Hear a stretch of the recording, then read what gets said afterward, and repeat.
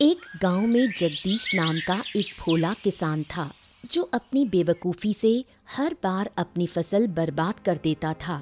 बारिश के मौसम में धान की जगह तरबूज की खेती करता। अरे सुनते हो, क्या तुम्हें कभी अक्ल आएगी या नहीं? अरे अब का हो गया भाई, काहे चिल्ला रही हो? चिल्लाऊं नहीं तो क्या करूं? इस बारिश में जब सब लोग धान की खेती करते हैं, तुम तरबूज की खेती कर रहे हो। देखो, हमने सोच समझकर ही तरबूज बोया है। सोच समझकर बोया है? सुनो तो जरा, क्या सोचा था तुमने? हाँ, अब सुनो। बात ये है कि सब लोग जब धान की खेती कर रहे हैं तो ऐसे में तरबूज कम मिलेगा। तो हमने क्या सोचा कि अगर हम तरबूज लगाएंगे तो बढ़िया मुनाफा हो जाएगा। हाँ। तुम्हारा दिमाग खराब है क्या? बारिश में कभी तरबूज होता है? क्या बात कर रही हो? बारिश में तरबूज नहीं होता है क्या? अब मैं क्या कहूँ, तुम तो सब जानकर ही खेती करते हो ना। अरे ऐसे काहे कह रही हो? पहले बता दिया होता तो हम तरबूज लगाए नहीं करते। तुम्हें पहले मैं कैसे बताऊं? क्या तुम मुझसे सलाह लेते हो कभी? हाँ, अब रहने दो, ज्यादा डांटो नहीं। आगे से ऐसा हम नहीं करेंगे। जाओ यहाँ से, मेरी नजरों से दूर हो जाओ। जगदीश की एक बेटी थी, नाम था दिव्या। दिव्या बहुत ही समझदार लड़की थी। वो गांव भर में घूम घूम कर लोगों की मदद करती थी। सुबह जब वो बुढ़िया के घर के सामने से गुजर रही थी तो देखा कि वो बुढ़िया रो रही है। अरे बूढ़ी माँ, आप रो क्यों रही हैं? क्या हुआ? मत पूछ बेटी, मेरे रसोई घर की छत गिर गई है। अब मैं क्या करूंगी? छत गिर गई? किसी से मदद मांगिए ना। कई लोगों से मांगी, पर कोई मदद करने को तैयार नहीं। क्या क्या मदद करने से कोई नुकसान हो जाता? रुको, मैं देखती हूँ क्या किया जा सकता है। बूढ़ी माँ, अब आप दूसरे सिरे को पकड़ो, मैं ऊपर उठाती हूँ। छत ऊपर चढ़ा देंगे। दोनों के प्रयास से छत वापस जगह पर लग जाती है। बुढ़िया बहुत खुश हो जाती है। वाह, तेरी अक्ल तो कमाल की है। तेरी वजह से मेरा रसोई घर ठीक हो गया। मैं हूँ ना माँ, जब भी जरूरत हो बस मुझे बुला लेना। खुश रहो बेटी, सदा सुखी रहो। हाँ माँ, आप लोगों की दुआओं की वजह से ही मैं अच्छी हूँ। अब चलती हूँ, माँ चिंता कर रही होगी। ठीक है बेटी, ध्यान से जाना। हर दिन ऐसे कामों के लिए दिव्या को माँ की डांट सुननी पड़ती है। आज भी कुछ अलग नहीं हुआ। ठहर जा, वहीं खड़ी रह। बता, कहाँ गई थी तू पूरे दिन? माँ, मैं थोड़ी देर गांव में घूमने गई थी। तुम जानती हो, मैं घर पर ज्यादा नहीं रहती। यही तो पूछ रही हूँ कि तू घर में क्यों नहीं रहती? क्या तुझे घर का कोई काम नहीं? घर का काम करने के लिए तो आप हो ही। मैं तो गांव वालों के काम में मदद करती हूँ। गांव वालों के काम करके तुझे क्या मिलता है? माँ, मुझे उनका प्यार और आशीर्वाद मिलता है। लोगों की मदद करने से बहुत सुकून मिलता है। बस कर, छोटी सी उम्र में इतनी बड़ी बड़ी बातें। अभी 15 साल की है और बात करती है जैसे 80 की बुढ़िया हो। रहने दो माँ, आज मत डांटो ना। तेरे बाप बेटी को लेकर मैं बहुत परेशान हूँ। एक है बहुत बेवकूफ, दूसरा बहुत चालाक। जरूर पापा ने फिर कोई बेवकूफी की है, उसी का गुस्सा मुझ पर निकाल रही हो। क्या करूं मैं? तू खुद देख घर की हालत। गांव के इतने लोगों की समस्या हल कर दी, अब तक पापा को ठीक नहीं कर पाई। क्या कहूं, मेरी तो किस्मत ही फूटी है, तभी तो तेरे बाप के घर आई। अच्छा, अब मुझे खाना दो, बहुत भूख लगी है। दिव्या कभी अपनी माँ की बातों को गंभीरता से नहीं लेती। उसे गांव के अच्छे कामों में ही सुकून मिलता है।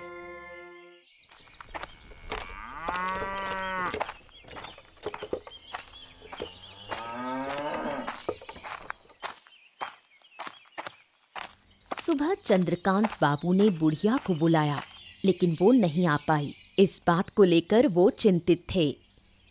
क्या हुआ बुढ़िया? मैंने तो तुझे सुबह बुलाया था ना, तू अब आ रही है? क्या मेरी बात की कोई कदर नहीं है क्या? ऐसी कोई बात नहीं बाबूजी, दरअसल मैं थोड़ी परेशानी में पड़ गई थी। परेशानी में? क्या हुआ था? मेरी रसोई की छत गिर गई थी, उसे ठीक करने में लगी रही। अच्छा, तो अब छत ठीक हो गई? हाँ हो गई। मैंने बहुतों से मदद मांगी, लेकिन किसी ने नहीं की। तो फिर तूने अकेले ठीक की? नहीं बाबूजी, मैं अकेले नहीं कर पाई, जगदीश की बेटी ने मदद की। वही छोटी सी लड़की जो दिन भर गांव में घूमती रहती है? हाँ बाबूजी, वो छोटी जरूर है, लेकिन बहुत समझदार है। गांव के लोगों की बहुत मदद करती है। ऐसा है क्या? बिल्कुल, उसके जैसा कोई और बच्चा इस गांव में नहीं। अच्छा लगा सुनकर। कभी उसकी समझदारी की भी परीक्षा लूंगा मैं। जरूर देखिए, बच्ची बहुत तेज है। जहाँ भी जाती है समाधान लेकर ही लौटती है। बुढ़िया की बात सुनकर चंद्रकांत बाबू को ईर्ष्या होती है। उसे अपनी बेटी देवांशी दिव्या के सामने बहुत छोटी लगने लगती है।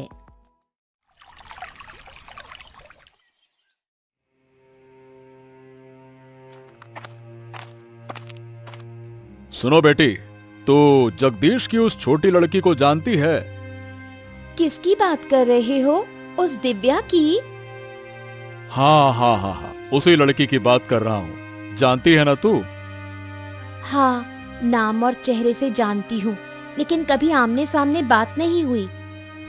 अरे बेटा, लोग कह रहे हैं कि वो बहुत ही समझदार है। पूरे गांव की समस्या वही लड़की हल करती फिरती है। क्या कह रहे हो पिताजी? ये कैसे हो सकता है? उसकी उम्र ही कितनी है? ऐसा है क्या? अब मुझे भी तो बड़ा अजीब ही लग रहा है, लेकिन जो कुछ लोगों से सुना है, अब देखो वो झूठ नहीं लगता। लोग उस लड़की की तारीफ कर रहे हैं। तारीफ कर रहे हैं कि क्या बात कर रही हो? ऐसा लग रहा है जैसे उसके गुणों का बखान कर रहे हैं। मैं भी देखना चाहती हूँ कि वो कितनी होशियार है। अब गरीब घर में जन्मी है, उसमें भला इतनी अकल आ कहां से गई? अगर वो मुझसे ज्यादा समझदार निकली तो उसे इस गांव में नहीं रहने दूंगी। इस गांव की सबसे समझदार लड़की सिर्फ मैं ही रहूंगी। ठीक है बेटी, अब देखो तुम गुस्सा मत करो। मैं देखता हूँ क्या किया जा सकता है। चंद्रकांत बाबू सोच में पड़ जाते हैं, कैसे दिव्या को इस गांव से बाहर निकाला जाए। 2 दिन बाद की बात है। देवांशी गांव में घूमते हुए तालाब के किनारे दिव्या को खड़ा देखती है। उसके मन में एक शैतानी योजना आती है। अरे, तुम दिव्या हो ना, जगदीश काका की बेटी? हाँ, मेरे पापा का नाम जगदीश है। तुम कौन हो? ओहो, तुम मुझे पहचानती नहीं? मैं चंद्रकांत बाबू की बेटी हूँ। ओह, तुम चंद्रकांत बाबू की बेटी हो। तुम्हारे बारे में बहुत सुना है, लेकिन कभी देखा नहीं। देखोगी कैसे? मैं तो ज्यादा बाहर निकलती ही नहीं। तुम्हारे बारे में भी बहुत सुना है। तुमसे मिलकर बहुत अच्छा लगा। सुना है तुम बहुत समझदार हो। चलो बैठकर थोड़ी बात करते हैं। देवांशी दिव्या को तालाब के किनारे बैठने के लिए कहती है, फिर उसे धक्का देकर पानी में गिरा देती है और खुद नकली कोशिश करती है उसे बचाने की। उसके चेहरे पर शैतानी मुस्कान होती है। कोई है? मुझे बचाओ, मैं डूब रही हूँ। अरे, तुम गिर गई? कैसे? मुझे तो तैरना नहीं आता। दिव्या हाथ पांव मारती है और एक पेड़ की डाली पकड़कर खुद को बाहर निकालती है। तुम ठीक तो हो ना? हाँ, मैं ठीक हूँ। अब मैं घर जा रही हूँ। इस घटना के कुछ दिन बाद जगदीश और चंद्रकांत बाबू के बीच विवाद हो जाता है।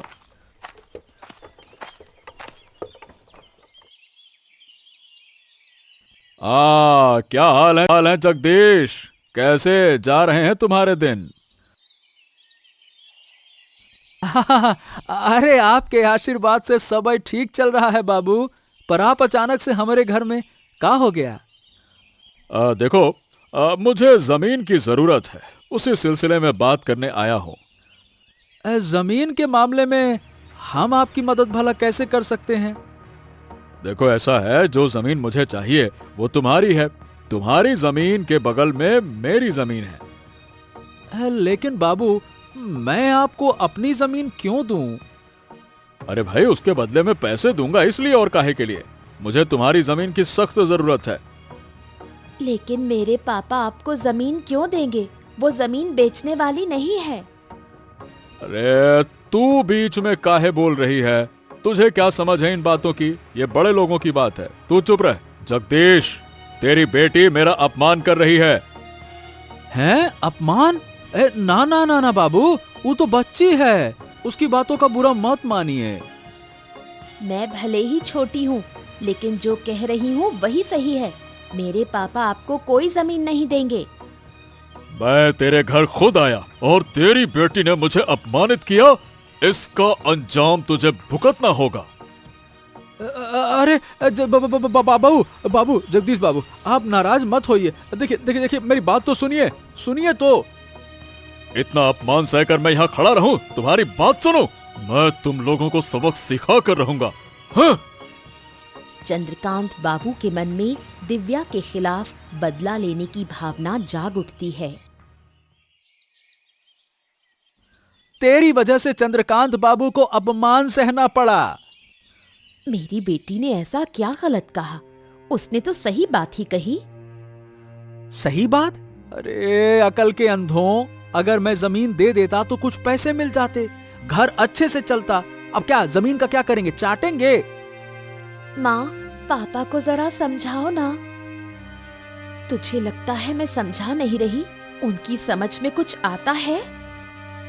चुप रहो तुम दोनों माँ बेटी मिलकर हमारा घर बर्बाद ही करके रहोगे लगता है। क्या कहा? मैं अपना घर खुद बर्बाद कर रही हूँ?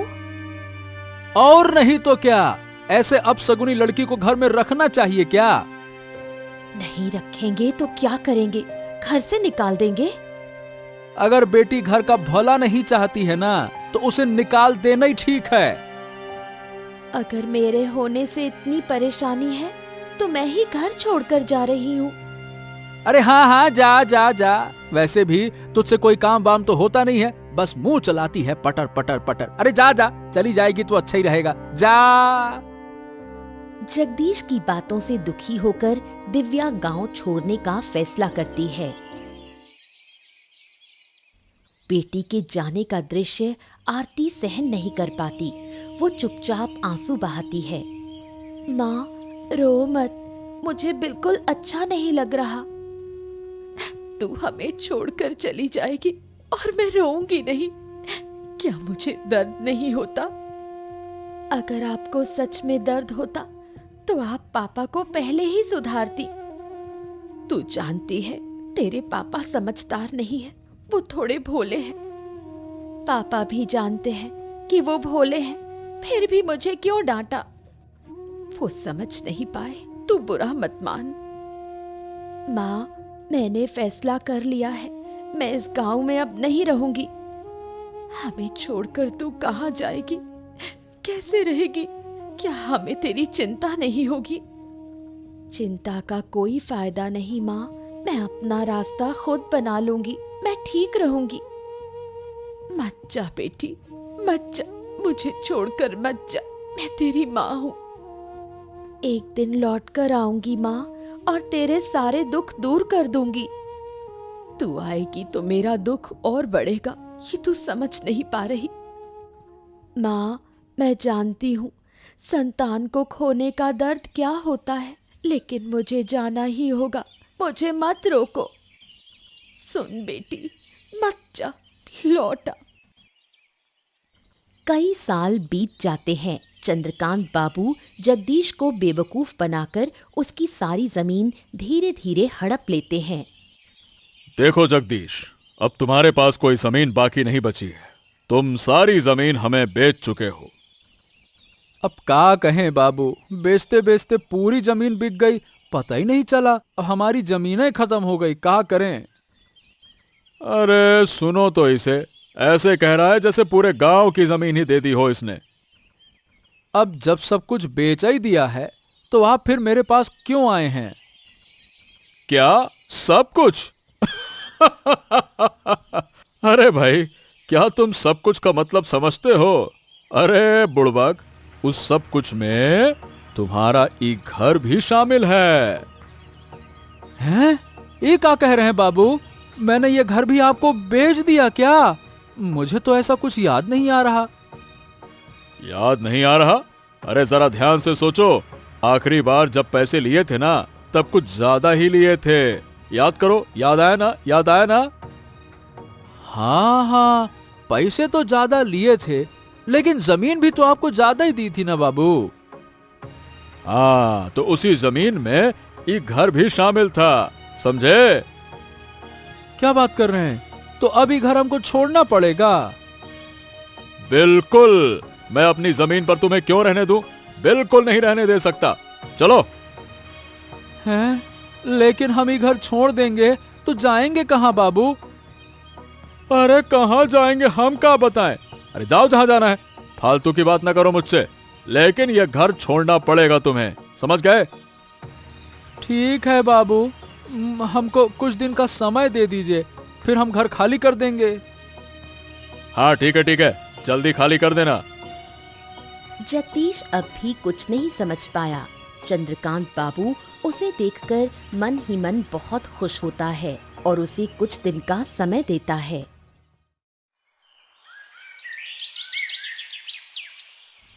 जगदीश गहरी सोच में पड़ जाता है। उनका अंतिम सहारा भी अब खत्म हो चुका है। मैंने तुम्हें बार बार कहा था उस चंद्रकांत बाबू के साथ मत घूमो, लेकिन तुमने मेरी एक भी बात नहीं मानी। अरे हमको क्या पता था? अरे गिन्नी, अगर पता होता तो मैं उसके साथ उठता बैठता क्या? तुमने नहीं समझा, ये ठीक है, लेकिन जब जब मैंने समझाने की कोशिश की, तुमने मुझे ही चुप करा दिया। अरे हमको कभी अंदाजा ही नहीं था कि हमारे साथ ऐसा हो जाएगा। तुम्हारी वजह से मैंने अपनी बेटी को खो दिया।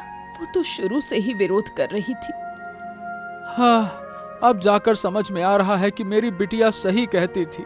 मैंने नाहक उसे गलत समझा इतने साल। क्या करूं, मेरी अकल ही मारी गई थी। तुमने उसे घर से निकाल दिया, अब उसका पाप तुम्हें भुगतना पड़ रहा है। मैं और सजा भुगतने को तैयार हूँ। मेरी बेटी न जाने कहाँ होगी, किस हालत में होगी। मुझे माफ कर दो मेरी बेटी। अब रोक कर क्या फायदा? सोचो, अब आगे कहाँ जाएंगे?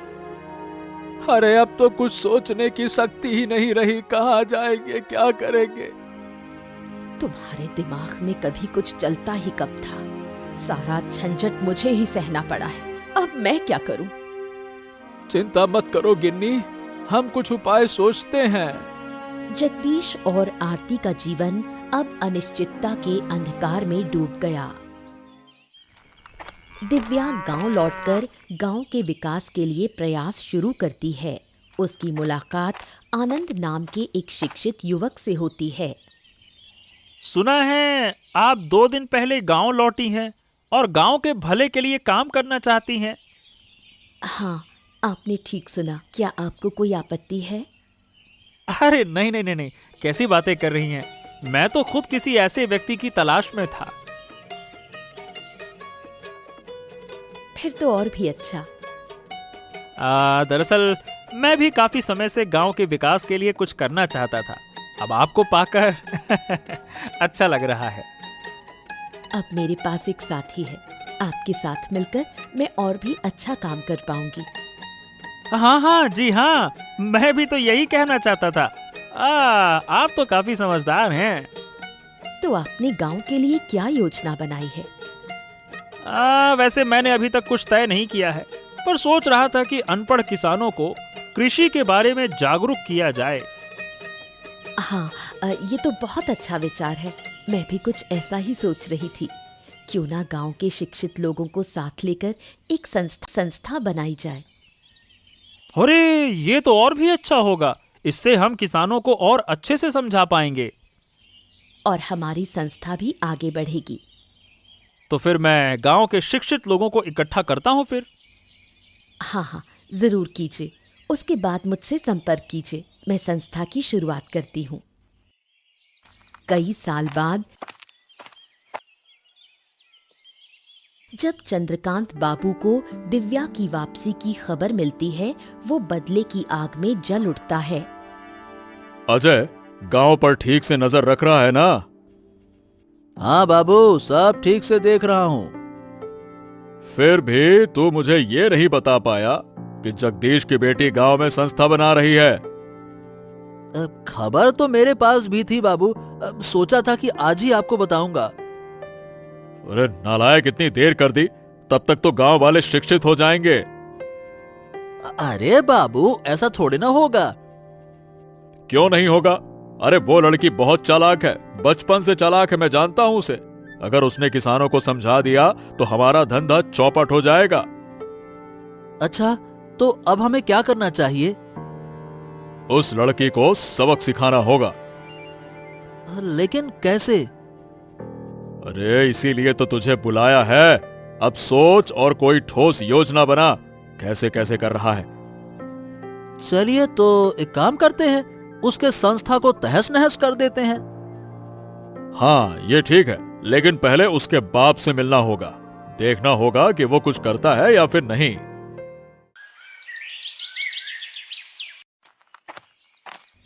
जब चंद्रकांत बाबू जगदीश के घर पहुंचे तो जगदीश थोड़ा डर गया। उसने सोचा चंद्रकांत बाबू शायद उसे घर से निकालने आए हैं। प्रणाम प्रणाम बाबू। आइए आइए आइए, अंदर आइए, बैठिए बैठिए बैठिए।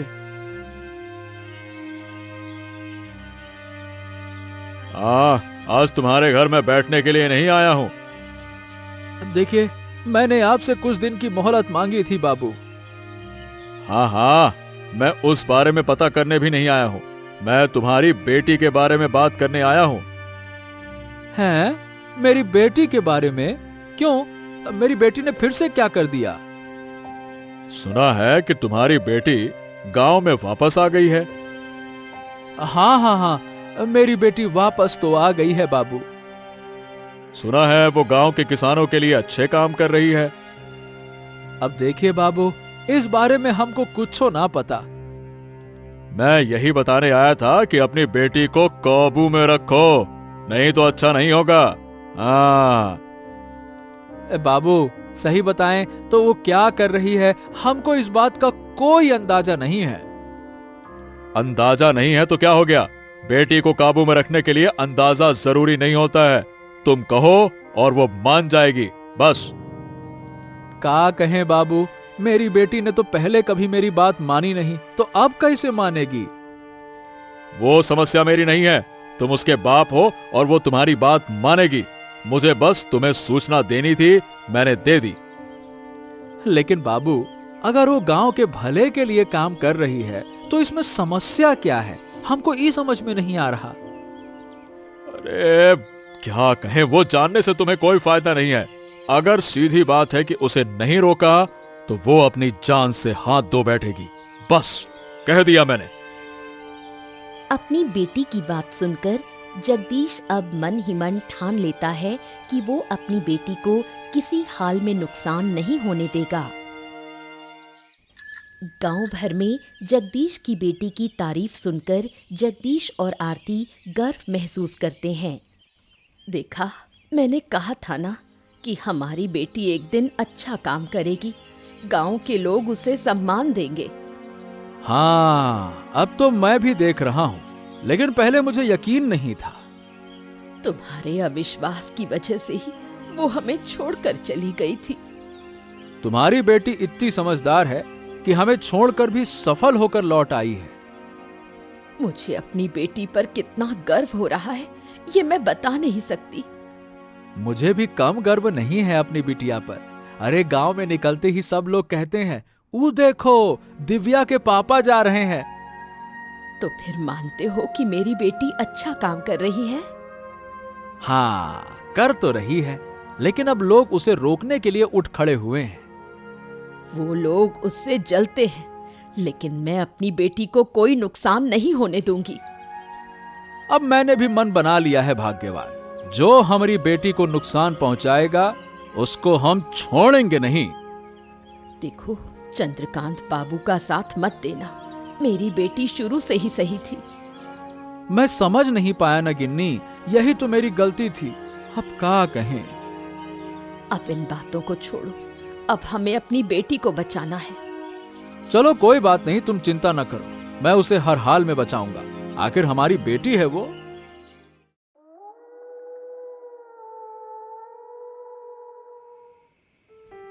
दूसरी ओर चंद्रकांत बाबू और अजय ने चालें चलनी शुरू की।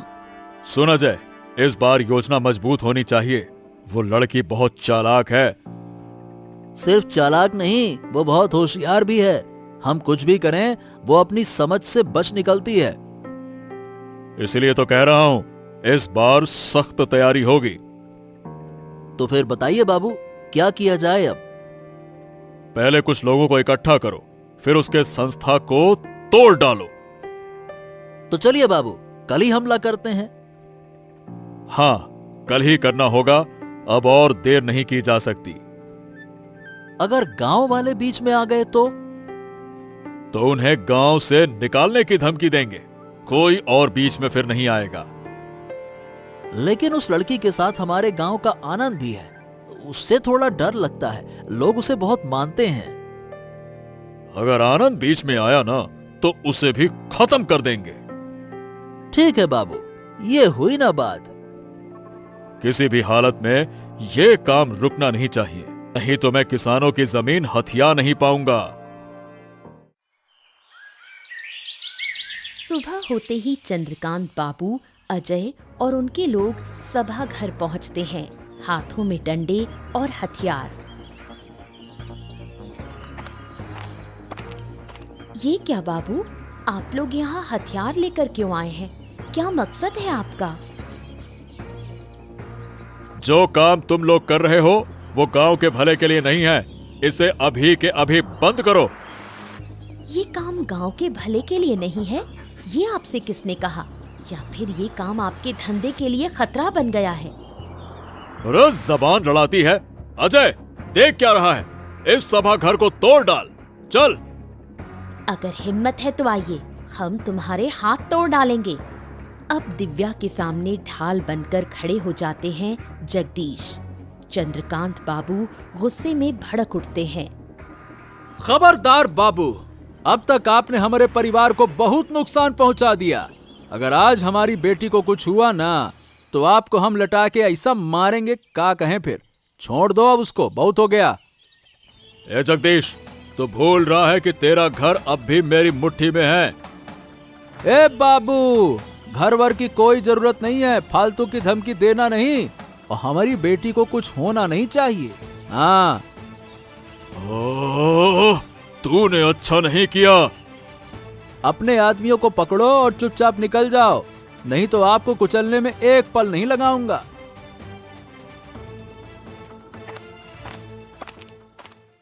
ए बेटा, हमका माफ कर दे, हमने तुम्हें अपनी बेटी नहीं समझा। अरे बाबा, आप ऐसा क्यों कह रहे हो? आप तो मेरे पिता हो। लेकिन फिर भी। आप कोई लेकिन नहीं, अब हम सब मिलकर गांव की भलाई के लिए काम करेंगे। इसके बाद दिव्या की अगुवाई में गांव का विकास शुरू होता है। गांव वाले उसकी बहुत तारीफ करते हैं। एक भोला किसान अपनी बुद्धिमान बेटी पर गर्व करता है।